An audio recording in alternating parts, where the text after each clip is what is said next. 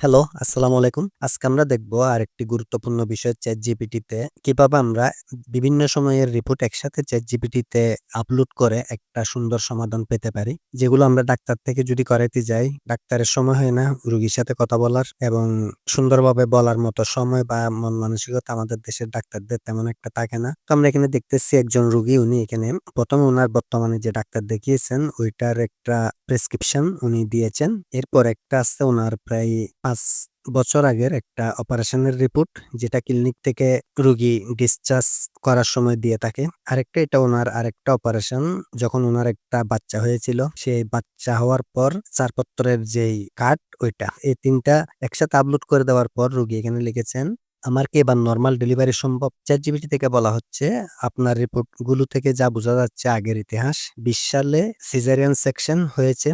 কারণ সন্তান বড় ছিল এবং প্রসব শুরু হলেও সফলভাবে স্বাভাবিক প্রসব হয়নি।" তো আপনারা এখন দেখতেছেন যে হাতের লেখা রিপোর্ট, ডাক্তারি রিপোর্ট এগুলোও ChatGPT খুব সুন্দর করে পড়ে আমাদেরকে একটা সুন্দর পরামর্শ দিচ্ছে এবং উনার ২১ সালের আরেকটা রিপোর্টে দেখতেছেন উনার আরেকটা অপারেশনের কাহিনী। এরপর উনার বর্তমান গর্ভাবস্থার বিস্তারিত এখানে আছে এবং শেষে এসে ChatGPT থেকে বলা হচ্ছে এবার নরমাল ডেলিভারি সম্ভব কিনা। বিস্তারিত সবকিছু নিয়ে এখানে আলোচনা করা হয়েছে।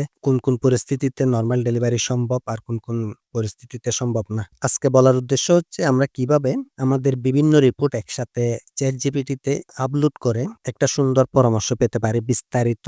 ওকে? আজকের মতো ধন্যবাদ। যদি ভিডিও ভালো লাগে এবং এরকম ভিডিও আরও পেতে চান তাহলে লাইক, কমেন্ট, সাবস্ক্রাইব করতে পারেন।